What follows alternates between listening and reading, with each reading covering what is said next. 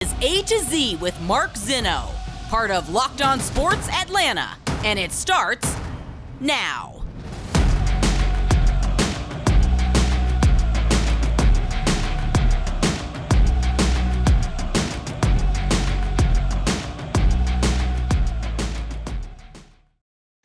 Good afternoon. Welcome to A to Z here on Locked On Sports Atlanta, where today I ask, what have you learned? Welcome in.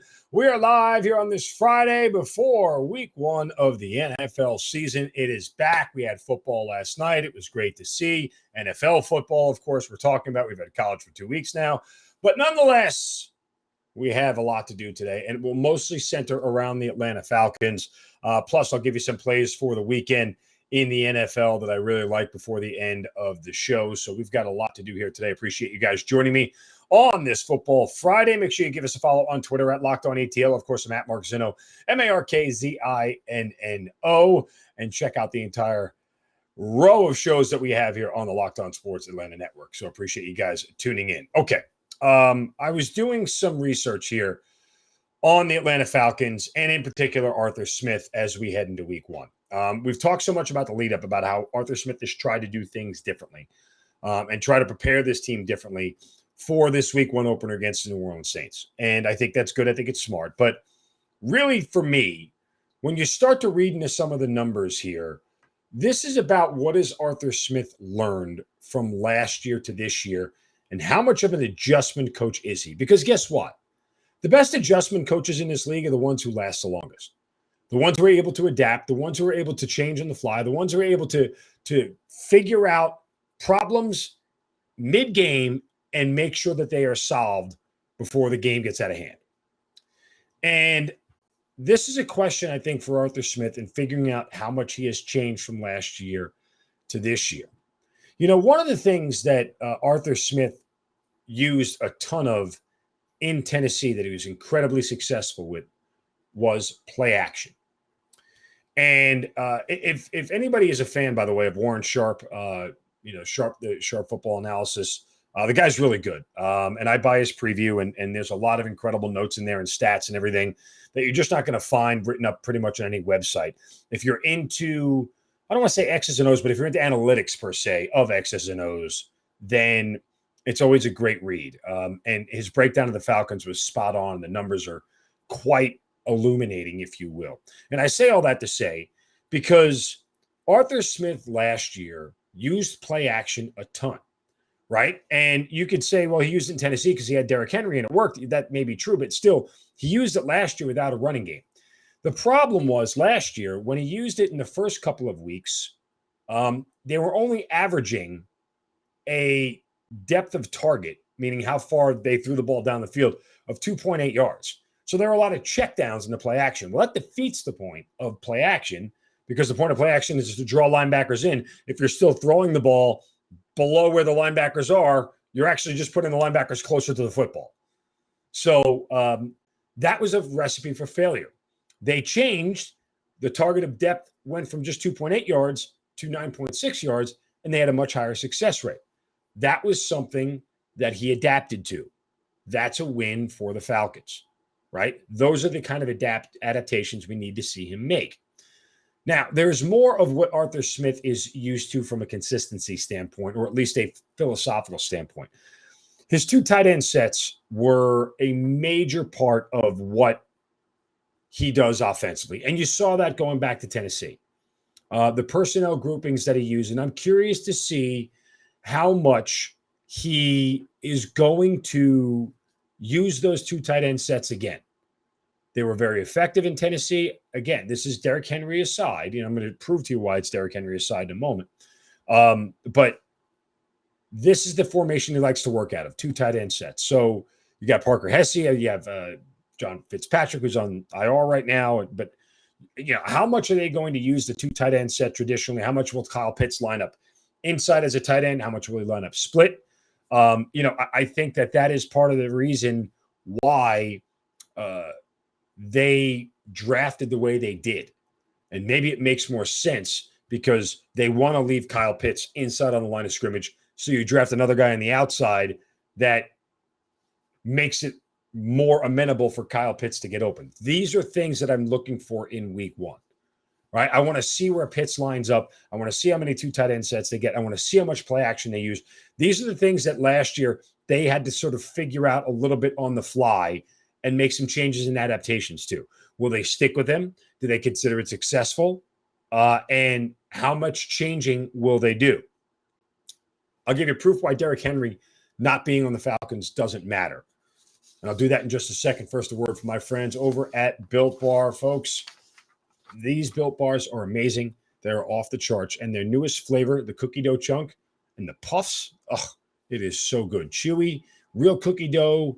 And, of course, they're covered in 100% real chocolate. You get all the joys of cookie dough without the hassle of all the bad stuff that comes with it. By the way, these bars are a great snack when you're feeding something sweet, but you don't want all the guilt. They're only 160 calories. They have 15 grams of protein in them, the good collagen protein that's more digestible. Your body absorbs it more efficiently and provides you tons of health benefits. So you can eat something that tastes good and is also good for you. So run to built.com, snag a box for the entire family. It's the perfect treat, but you're probably going to want to hide them and keep them for yourself only. Again, go to built.com, use the promo code LOCKEDON15 at checkout to get 15% off your first order. Again, that's built.com and the promo code LOCKEDON15.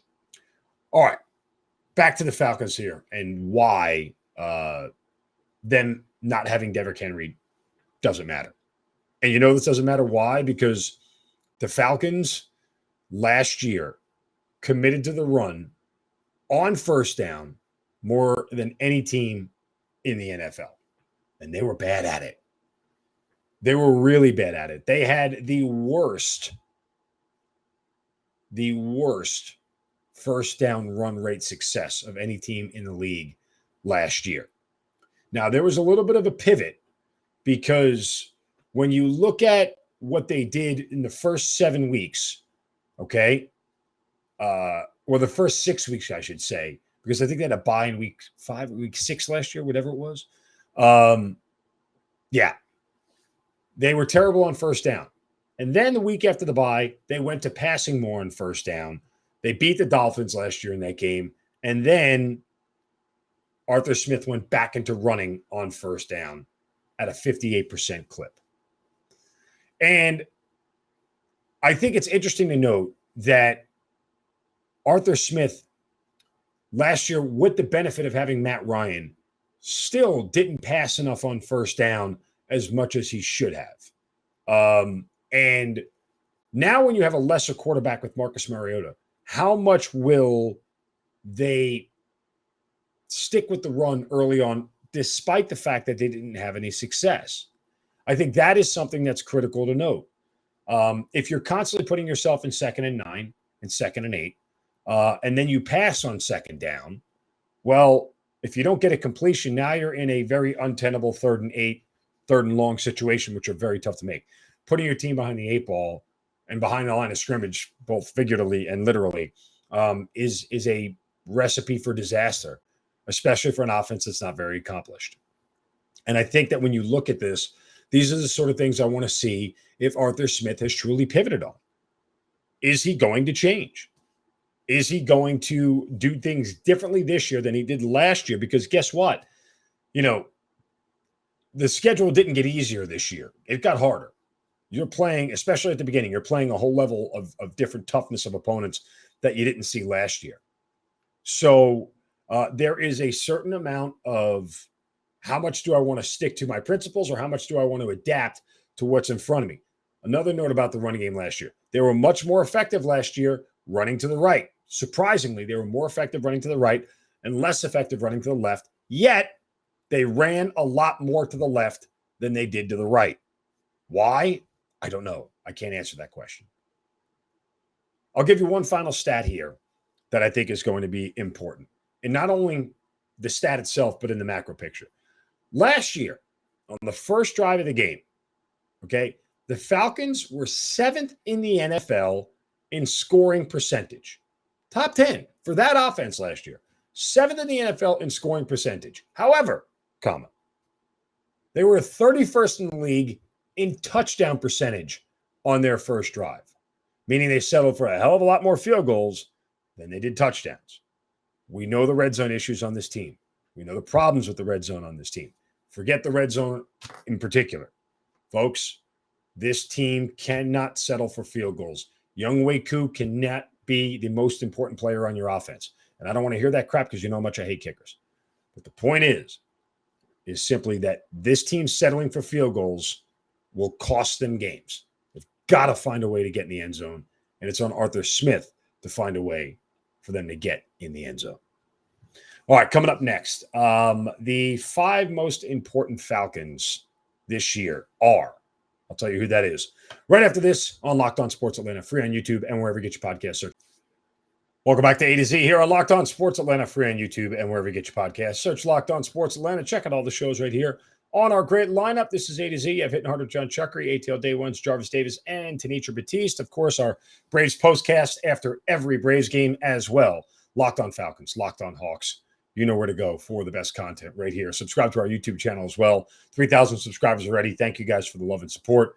We appreciate it. It just means we're doing good work and you guys are enjoying what we're doing. So thank you very, very much. We'll get into Shovels of Wisdom and some interesting rule pivots for Major League Baseball coming up here before the end of the show. As well, some NFL games and college games for you to bet on this weekend. All right, let's get to some more on the Falcons here as they get set to take on the Saints, 1 o'clock Sunday, Mercedes-Benz Stadium. Josh Kendall, who is the Falcons beat reporter for The Athletic, put up his column of the most important players for a successful 2022 season. And I'll run down them real quick. And I don't categorically disagree with all of them. I do disagree with some of them. But I'll run down them here real quick. Outside linebacker Lorenzo Carter. Look, I agree generally in the sense that you have to find where the pass rush is. And maybe it comes from Zoe. We'll see. It's up in the air. Kyle Pitts, yeah, I don't disagree, but I don't agree. If Kyle Pitts doesn't have a big year, the whole offense is derelict. The coaching is derelict. It's going to happen. You don't need Kyle Pitts to have a big year. He's going to have a big year. Grady Jarrett, same thing. He's going to be good. Grady Jarrett's not going to be bad. And him being very good on bad teams is what we're used to seeing at this point in time. So I don't count that. Running back Cordero Patterson. Okay, I sort of agree. And I'll dive into that one first when I get to my 5, but it's a little bit wider than just Patterson. And then a quarterback. Well, duh. I mean, every team has to get good quarterback play in order for them to be successful. So, again, not to poo-poo Josh Kendall. I think his work is great. I just, I look at it from a different angle. And my angle is this. And I'll start with basically the running back room and Cordero Patterson and Tyler Algier and Damian Williams and everybody else. Here's the thing. I don't expect Cordero Patterson to be the main running back and RB1 for a better part of this year. I think he needs to go back and transition to a slot guy. I think he needs to go back to being more of a pass catcher than a runner. And furthermore, I don't think he's going to last as a consistent running back. That's a body that's getting injured at 31 years old. Just is. He'll be hurt by week 6 if he's getting 15 carries a game. Might get 5 to 7, sure. If he's getting 12 to 15, he's going to be hurt. It's just going to happen. It's just the way it is. So we'll see what the load share looks like for him. They're definitely going to be running back by committee, and we'll see how they go. But between Patterson, Tyler Algier, Williams, whatever the running back room is, and I just talked about it a moment ago, the success of running the ball on first down. Is that all on the running back? No. Is it some of the running back? Yes. Is it a big part of the running back? Probably. Oh, but the holes aren't there. Barry Sanders never had a hole, and I'm not comparing anybody to Barry Sanders. But the point is that you have to find a way to get 3 yards or 4 yards on first down, 3 to 4. You have to be in that range. You got to be 2nd and 7 or shorter. So you can do another check down pass for 4 yards and keep 3rd and 3 manageable, right? That's where you have to be. But if you're stuck on 2nd and 9 or no gain, this team's going to get buried behind the sticks and it's never going to go anywhere. So yes, I agree from that standpoint. I take a much bigger approach to some of these other pictures, but I'll tie my next biggest player into, or most important player, into the same thing. And that's Drew Dahlman and the center position.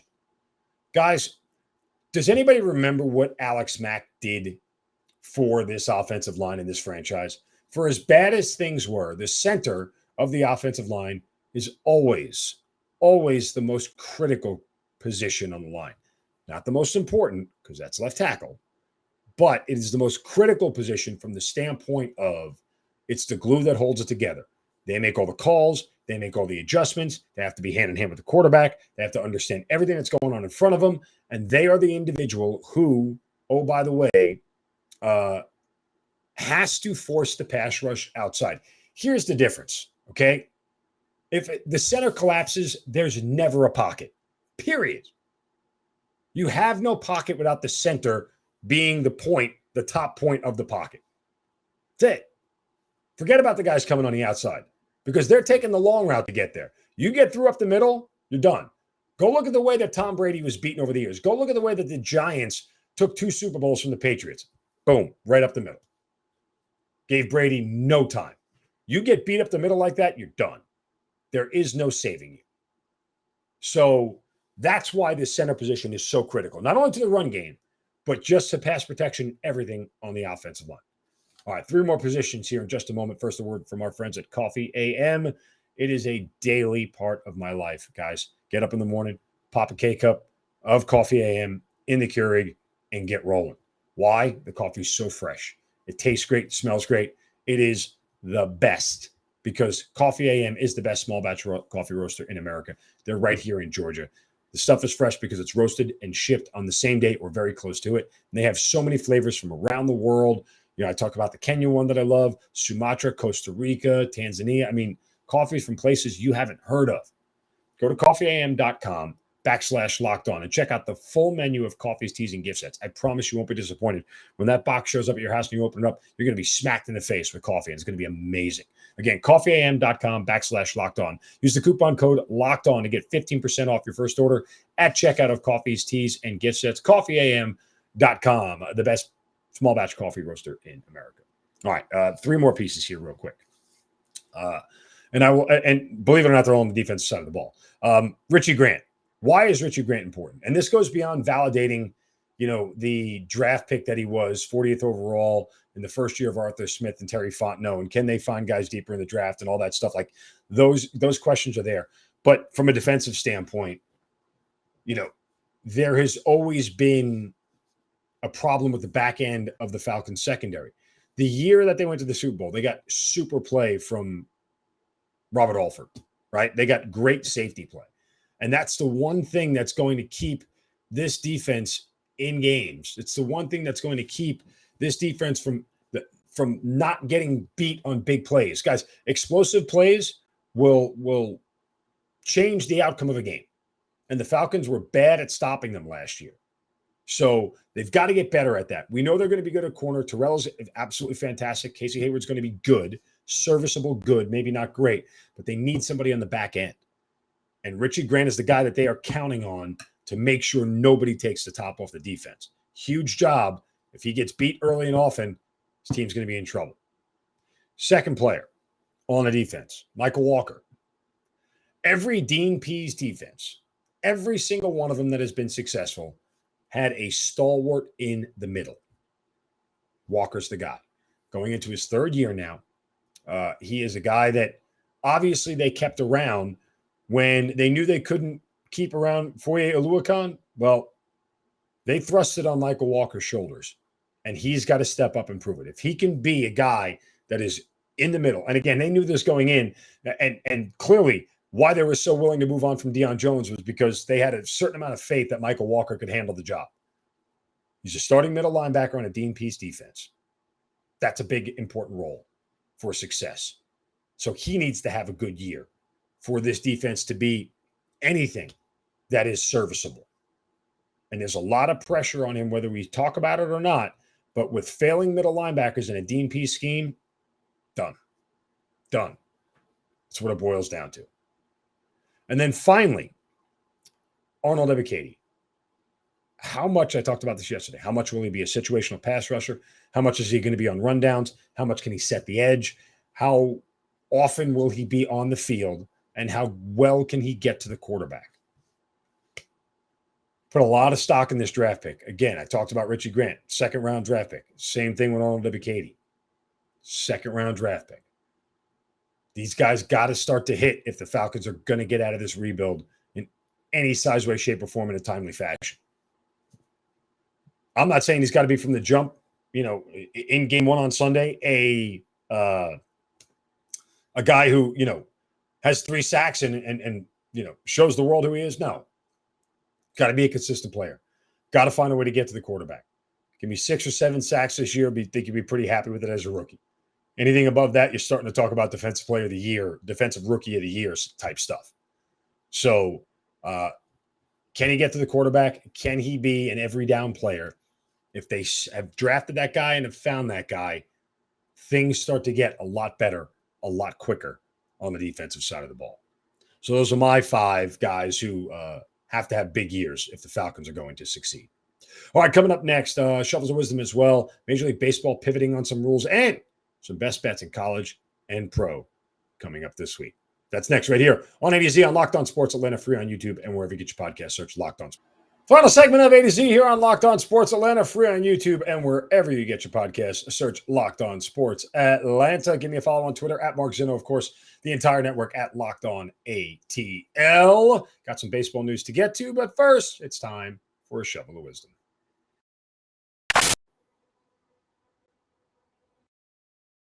Brace yourselves, because it's time for the Shovel of Wisdom.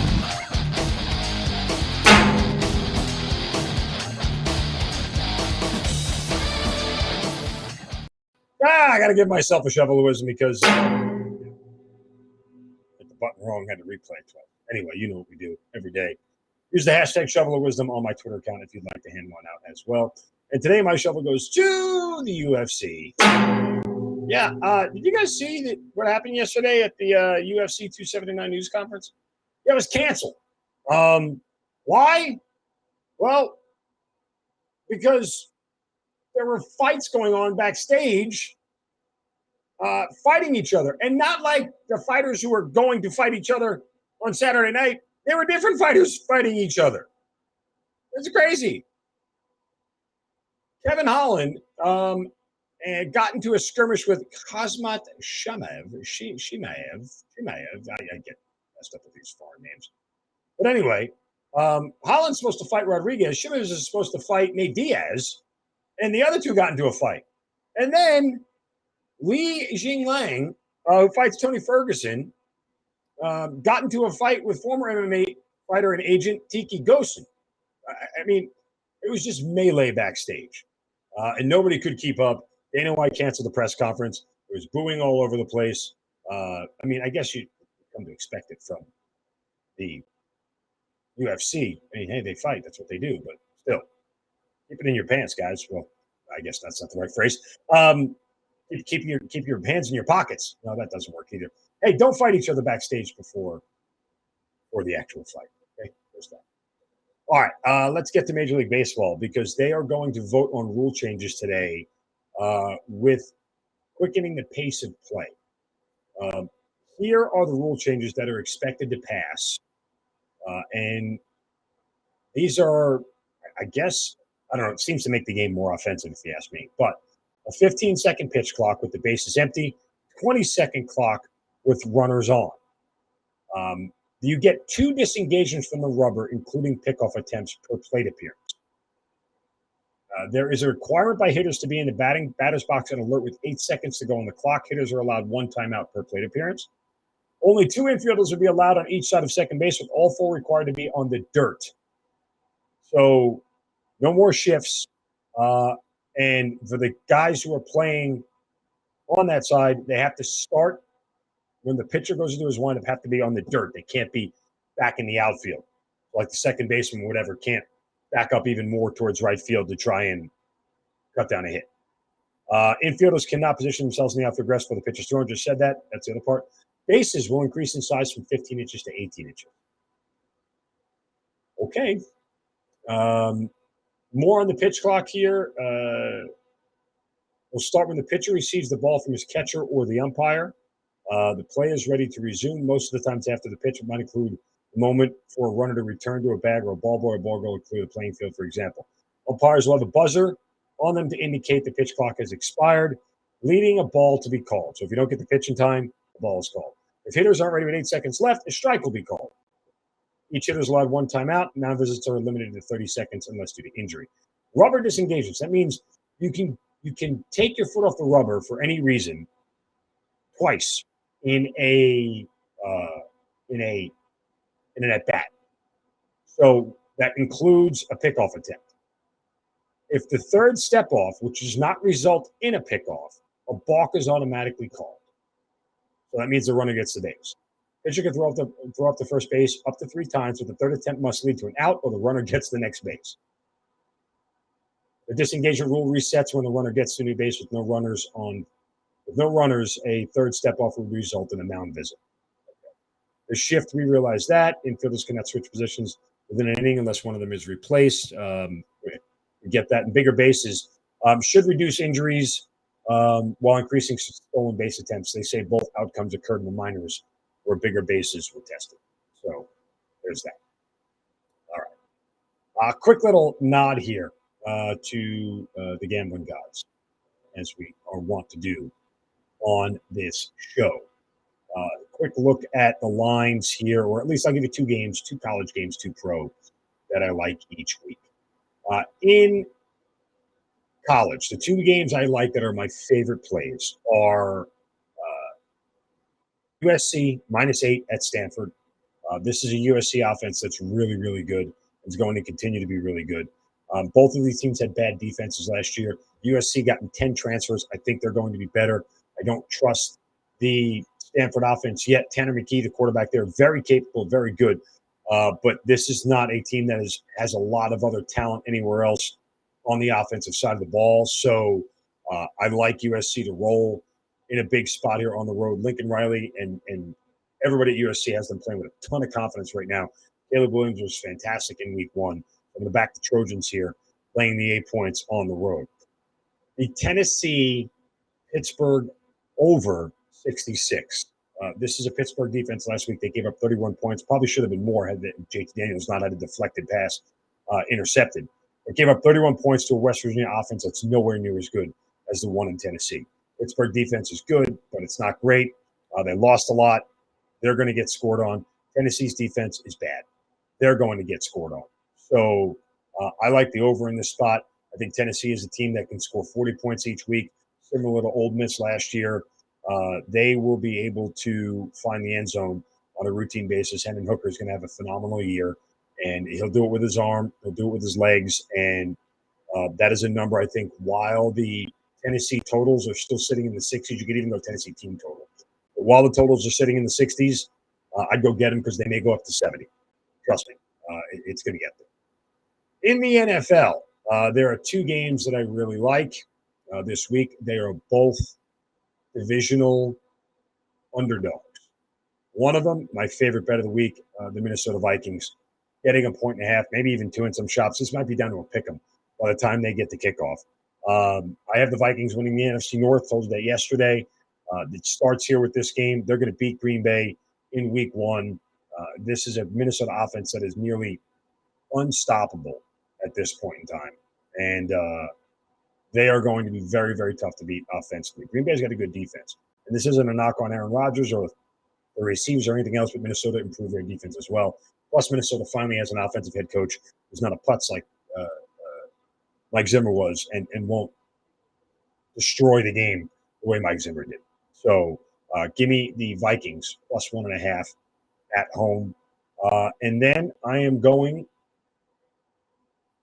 to take the Raiders here, getting 3.5 points at the Los Angeles Chargers. I've been high on the Raiders all year long. Told you the guys that routinely. There's a lot of reasons to be high on the Raiders. This is a very talented team. And we'll find out Josh McDaniels take 2 the second time around.